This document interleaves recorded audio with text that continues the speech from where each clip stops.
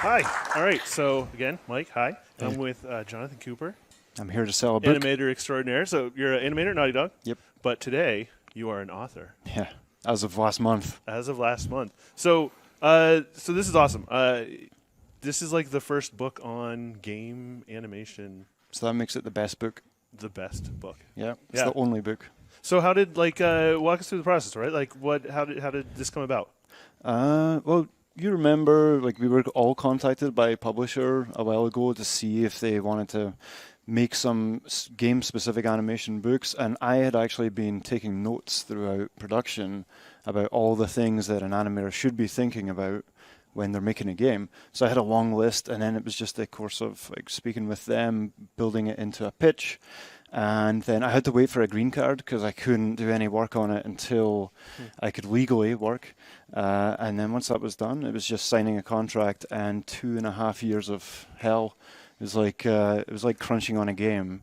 It was a lot of work just to get that because you're working in a day job, and then I'm trying to squeeze it in the evening as well. So it was a lot of work. So now I'm just going to go back to shipping games, nice and easy. Yeah. Nice and easy. Sure. Well, I think it's awesome.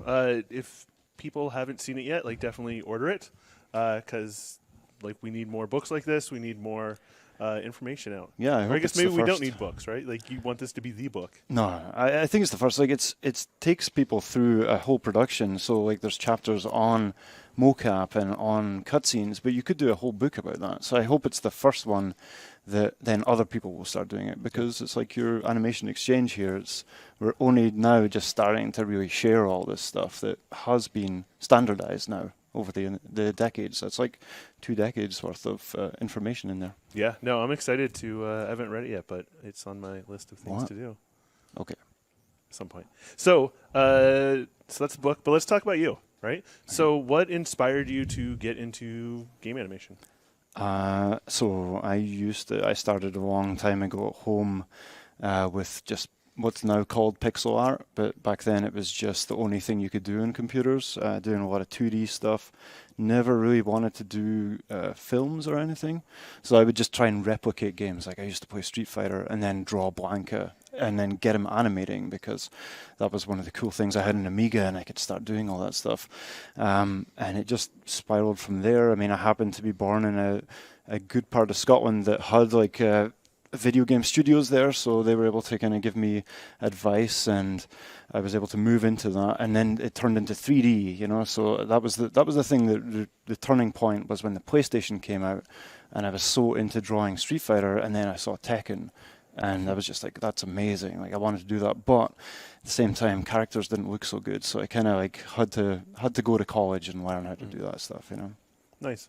What so when you set out to make animation, to work on a game, what is it that you're hoping to accomplish with the things you create? I'd say, because it changes over the years. It used to be like, we just want to make a badass character that could go around and kill people, you know. But I find over the years that has become kind of standard, and now I get more excited about little moments. So that's what I'm working on at Naughty Dog, is all the little interactive sequences, the one-offs. They're not cinematics, but they're not gameplay. They're just happen once, and you have some kind of gameplay. And, you know, it's any kind of moment that will be memorable. I mean, I'll do action scenes, but then we also like to do the kind of close quarters, like slow scenes as well. Like we've had them in Uncharted, and they're coming up in the next game as well. Like that, I find really interesting. Like people are talking about like dog petting right now. That was something that was mentioned in the previous talk, right? Yeah. That to me is more interesting than killing people. Yeah. You still got to do the killing, you still got to do the game, but if you can squeeze in these little moments as well, that's what people write articles about. That's what people remember after your game's finished. Yeah. Well, thanks for the book. Thanks for chatting. Cheers. And we're going to kick it over now to the Spyro Reignited, reanimating a classic. So Thanks. enjoy. Thanks, guys.